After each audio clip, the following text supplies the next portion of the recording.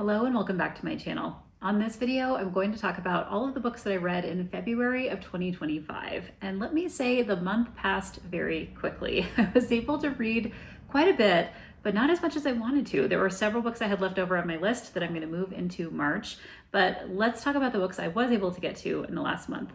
So the first book I read is actually one that's quite short and relatively simple, but really kind of powerful and interesting. It's called The Para Method by Tiago Forte. And this is a book, I had kind of read about this. This is the author also of a book called Building a Second Brain or something along those lines, where it's basically about knowledge management.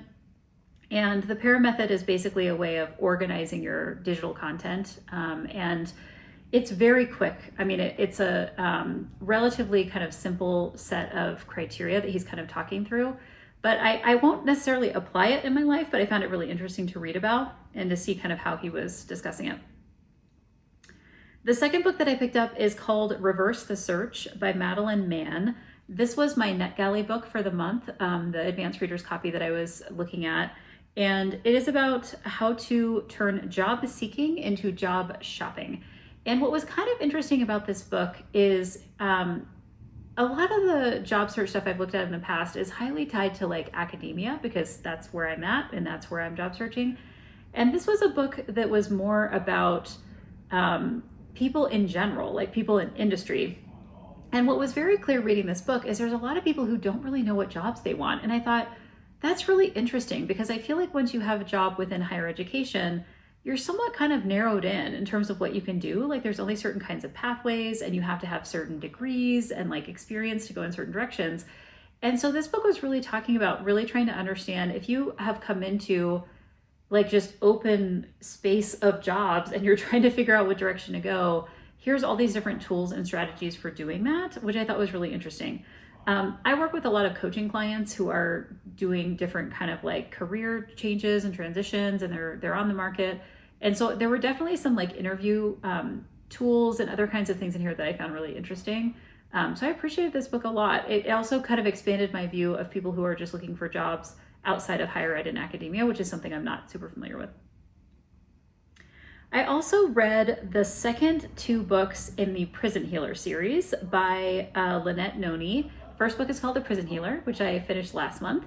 And then I read The Gilded Cage, which is book 2, and then The Blood Trader, which is the third book. Now, both of these books start with kind of a twist that happens at the end of book 1. So I don't want to go into a ton of detail, but basically there is a young girl, kind of a teenage girl, who is living in this prison. She becomes a healer in this prison. And throughout the first book, she goes through a number of different challenges, and she does this on behalf of this kind of, I'm trying to remember what they call her. She's kind of like not a real queen, but she's been kind of like identified to be this leader of this like faction of people. And she ends up in this prison. She's very ill. And this young girl kind of stands in for her in all of these challenges. And it somehow kind of embroils her with this like royal family. And all of these relationships continue into books 2 and 3. I really liked where this series went. I thought it was really creative and fun. And I especially liked book 1 because I thought it was just like a really fun twist at the end of it. But I'm really glad that I read the whole trilogy. All right, then I picked up all 5 books in the Lark Cove series by Devney Perry. This is all T books. So Tattered, Timid, Tragic, Tinsel, and Timeless. And what I would say about these books is they are relatively quick reads. These were ones that I all had on audio. And so I just kind of read them almost back to back. And these are basically like, I'm just looking again to remind myself because they all kind of run together. Okay, so for example, small town romance. And in this first book, there is a woman who basically has like a one-night stand, and she becomes pregnant from this one-night stand and then can't find this guy, like the father. And then he like comes back into her life several years later when she has this child and realizes that this is his child. And they begin to have another relationship again. So that is the first book in the series. The second book in the series and the third, fourth, fifth, these are all interconnected narratives. So for example, there is a character in the second book who's like a bartender in the first book. So you have all of these different characters that you get to kind of dig into. all of them had a little bit of like a romance suspense kind of angle to them. And I really like these kinds of books that they're kind of contained in like a 5-book series, and you get to know kind of the world and the town and the characters. But it's all kind of closed out in the last book. So you get like a bit of closure about what's happening with everyone. So I enjoyed that series. I would definitely recommend it. I also picked up a book called To the Gorge by Emily Halnan. And this is someone that I've actually followed on social media for quite some time. She's a trail runner and an ultra marathoner. And at one point, she went through this experience of her mother getting diagnosed with cancer and dying. And so she talks about how she kind of did this run on her, kind of to honor her mother across the Pacific Crest Trail, and how she was kind of processing this experience of losing her mother, and how she kind of turned to running as a way of supporting herself kind of emotionally through this experience. I have loved following her story, and also like she's someone that you just want to cheer on when she's doing these ultra marathons. But I enjoyed hearing kind of this background about her mother. The next duology that I picked up is one called Mason Jar by Devney Perry. I read a lot of Devney Perry this past month. And the first book in the Mason Jar series is a book called The Birthday List. And then the second one is a book called Letters to Molly. And the first book is basically about this woman who her partner, I think it might be her fiance. I'm not sure they're even married. And he dies, and he leaves this list that he calls the birthday list, which is basically the things he wants to do on each of his birthdays. And to kind of celebrate and honor his life, this woman starts to kind of go through the things on his list. And during this period of time, she becomes reconnected with a police officer who was involved in kind of notifying her of her husband's death, and they begin to have a relationship. The second book in the duology follows another character who kind of shows up in book one, and it's basically about a marriage that kind of breaks up, and then they start to come back together. And it's through this series of letters, kind of hard to explain, but basically the male main character in this book is writing letters that are not really ever meant to get to the female character, but she reads them, and it kind of helps her understand where he's coming from and kind of his emotional state. And it's kind of a form of like healing and repair for their relationship. Okay, then I picked up a book called The Kind Worth Killing by Peter Swanson. This is the first book in a series that has a detective named Harry Kimball. And it was super fun, very twisty. You could not predict where it was headed. And my understanding is the rest of this series kind of picks up with this detective. The detective doesn't really show up in this book, I would say, until about halfway through. And then like the rest of the series is kind of about him. I think there's a trilogy, if I'm remembering correctly. I will definitely pick up the other books in this trilogy. But basically it's about this man and this woman, and they run into each other on a plane. And the woman comes to understand that the man is upset with his wife because she's cheating on him. And they kind of make this joking comment that, you know, he should kill his wife. And this woman is like, sure, I'll help you do that.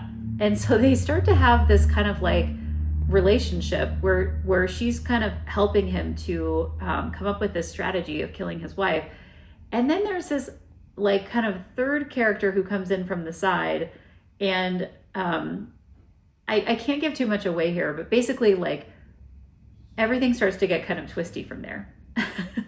And if you're interested in kind of a like strangers on a train kind of narrative, it's kind of similar to that, but very twisty, very fun. And if you like mysteries and thrillers, you'd probably want to pick this one up. The next book I picked up is a book called Once Smitten, Twice Shy by Chloe Leese. This is the third book in the Wilmot Sisters trilogy, which is basically 3 books about 3 sisters, and they are all modeled after Shakespeare plays.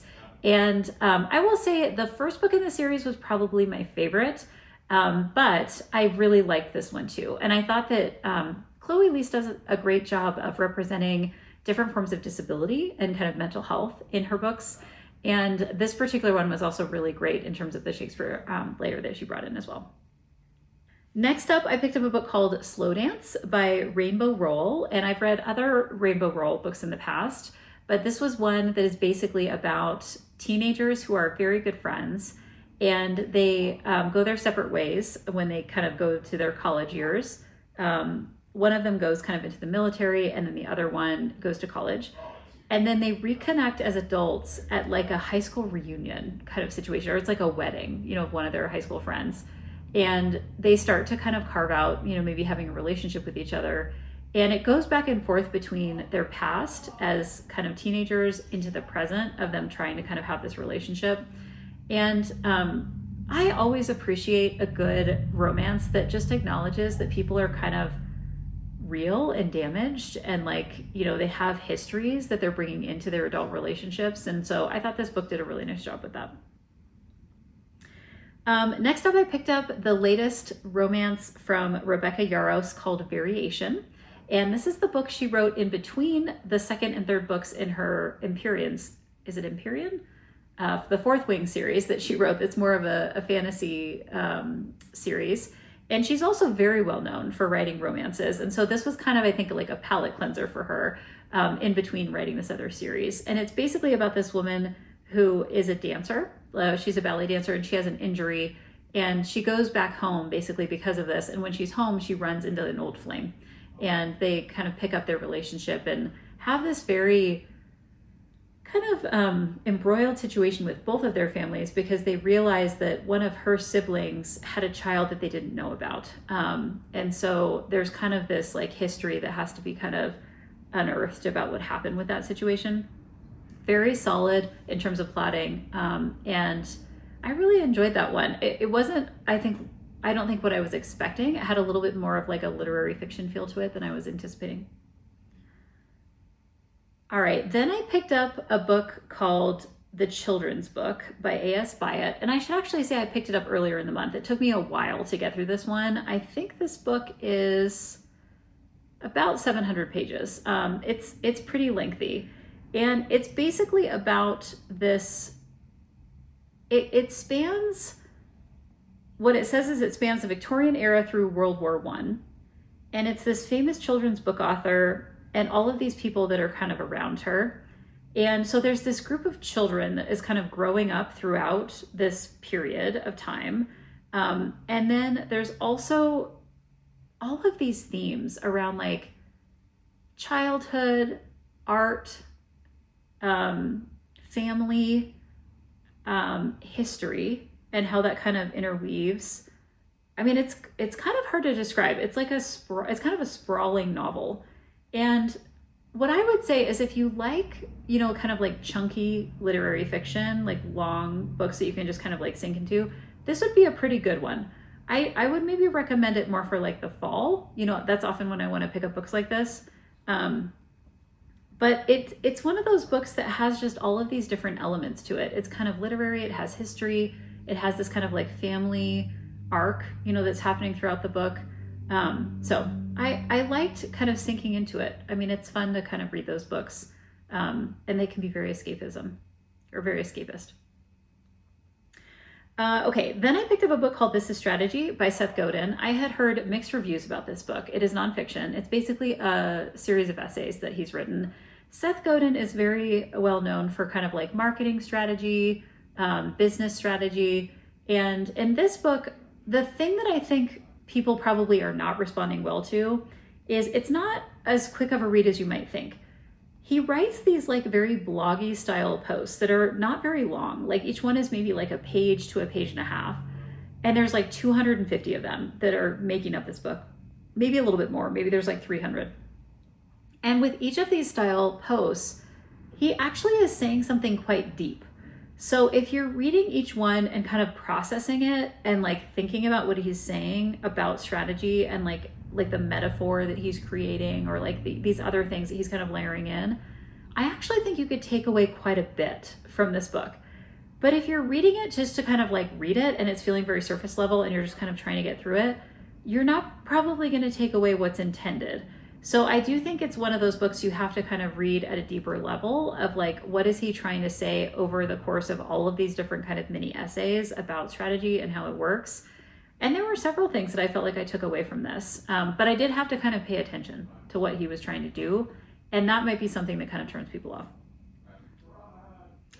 Okay, the next book I picked up is a book called The Things We Cannot Say by Kelly Rimmer. This is a historical fiction novel about a woman it goes back and forth. There's one character who's a woman in Poland during World War II, and she gets separated from her fiance and is kind of like trying to survive, basically during the war.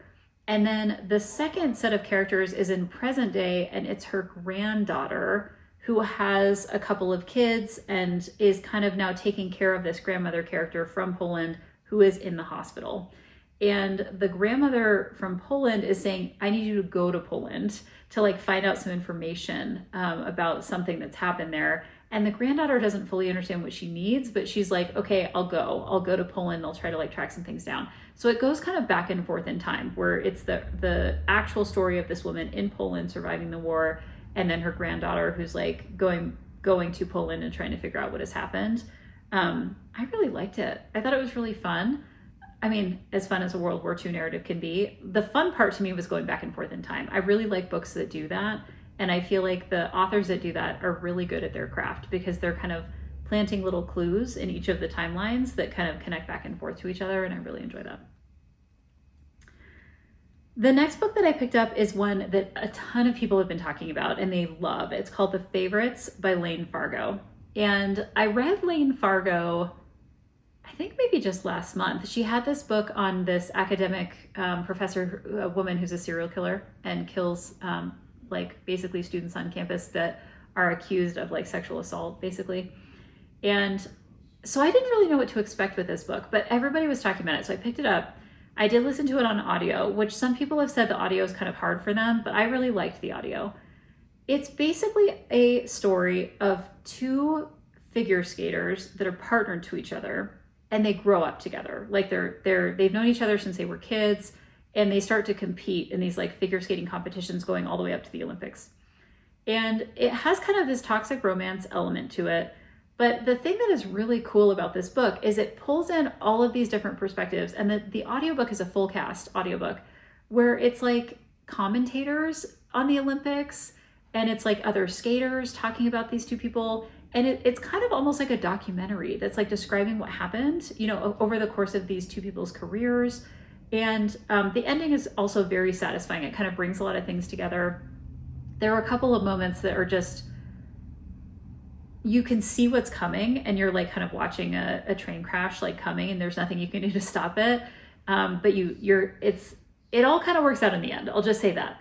But there are definitely moments in this book where it's like a little bit like, it's hard to read because you know where it's headed. But I really did like that. And I would highly, highly recommend the audio. I thought the full cast was a really great way to do it. All right, the next book that I read is a book called Fall With Me. It is the fourth book in the Playing for Keeps series by Becca Mack. I have talked about this series before. It is basically romances that are interconnected about a bunch of guys on a hockey team. And they play professional hockey, and they all kind of have different entry points into their different romances. And so this particular book is about a guy who is basically known for just one-night stands. Like, he doesn't have relationships, and he ends up meeting this woman when he's traveling, and they end up, living in the same town. She actually ends up working for the hockey team, go figure. And they start to have a bit of a relationship. And the thing that's very cool about this series is there's definitely this very found family component of all of these hockey players that care deeply about each other. They're friends. All of their wives are friends. And then this new relationship gets kind of like pulled into this familiar relationship of this found family. So this was a fun way to close out the series, and I'm glad I picked it up. The next book I picked up is one called Talking at Night by Claire Daverly. I don't think I've read this author before. This is basically about a teenage girl who has a brother, and her brother has a best friend. And as a teen, she starts to have kind of a friendship / quasi-romance with this brother's best friend. And then something happens to the brother. And I won't go into all the details of what, but it kind of causes this rift.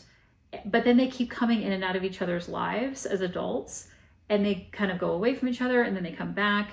And so this is like a trope that I think is, I don't want to say it's common. I've certainly read this before, where it's basically like you have adults who come together and then they just kind of like can't stay away from each other. They're like coming back in and out of each other's orbit over the course of their adult lives. This is that kind of book. So you have these like touch points where they meet together and you kind of see a glimpse of what their lives are like, and then they go away from each other for like 3 years. And then they come back together, and then they go away, and then they come back together. So you get this kind of like really interesting narrative about how they're coming into adulthood separately from each other, but that they also have this kind of shared history and connection because of their relationship with this brother. So I did enjoy this one. I did feel like it felt a little predictable to me in terms of where it was going, but I'm not sure that it wasn't supposed to be that way. So I would recommend that one too. I also picked up a book called The Talent Code by Daniel Coyle, and I really liked this one. This is a book that basically talks about how you can develop skills and what are the specific things you need to do to kind of create those skills in your brain.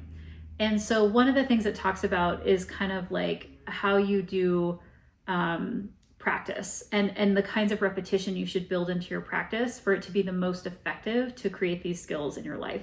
And there are many, many examples that are offered, from sports to science, and a lot of different things in between, music, the arts. And he kind of brings all these things together and lays out what I thought was like a very simple but very powerful approach to how to learn new things and how to develop talent in different areas. So I really like that one too. Okay, the next book I read is a book called Off the Hook by Julie Olivia. And this is the first book in her series. And what is that series called? Let me check here. I think it might be the Never Harbor series, but let me make sure this is right. Yeah, Never Harbor. And it's basically a series of romances that are based around themes of Peter Pan, which I thought was kind of fun. So in this first book, you basically have a single dad and nanny romance. So you have that trope going on. But the female main character, who's the nanny, her name is Wendy. And Wendy was engaged to this man named Peter. And Peter is the brother of another man named Jasper, and Jasper is the single dad. And basically what happens is Wendy and Jasper have a romance, but there's all of this kind of drama around it because she used to be engaged to this brother. And so they're kind of both feeling a little bit guilty, even though that relationship has ended. They're kind of, I think, concerned about how to move forward with this. And of course, then the family finds out and it's a whole thing. But it's kind of a story too about this little boy who is living with Jasper, and the little boy is not his biological son. It's actually like the son of some dear friends that something happened to them and he had to kind of like take in this child. And so there's also this kind of like family that's coming together when Wendy kind of joins in and starts watching this young boy that's living with Jasper. So it was really kind of a fun story. I appreciated that one, and it's one that I think I would definitely like continue on in the series and see where that goes. And then the last book that I picked up in the month is a book called Tattered Stars by Catherine Cowles. And I had actually hoped to read a bunch of Catherine Cowles this month, and I just got to the one, but I really, really liked it. So this is romance suspense. It is the story of a woman that when she is a child, she rescues another child from her father. Her father has kidnapped a young girl, and she reports this to the police when she's like 11 years old. And the father is part of like almost like a cult. Like he's got kind of very certain kinds of politics and even like religion, I think, where he doesn't believe in the government and like all these different kinds of things. And so she basically goes against that to rescue this girl that he has taken. And then as an adult, she moves back to the town. So after that, she leaves. And then as an adult, she moves back to this town where this originally happened. And the family of the girl that she rescued, the brother is a sheriff character. And then there's this whole family that kind of comes around her. And some of the characters in the family are still kind of dealing with upset feelings because her father obviously did this, you know, to their sister and their child. And then there's other people in the family that are just so thankful to her that she saved the life, you know, of this sister. And so there's all these kind of complicated feelings that everybody's working through. And she's also trying to come to this place of healing because obviously she has split off from these members of her family, some of whom are still practicing, you know, this kind of religious, political ideology. And they also don't treat her very well because they see her as like betraying them, you know, by turning in the father. And so it's just kind of this interesting and complicated narrative that I just really, really enjoyed. And there's more books in the series that I'm looking forward to picking up. So I really do like Catherine Cowles, like her latest series that are kind of the romance suspense. Some of her earlier stuff, I feel like she was kind of getting her feet under her a little bit as an author, but the later stuff is really, really great. And so I'm looking forward to more books in that particular series. So those are all of the books that I was able to read in February of 2025. A lot of really good ones in there.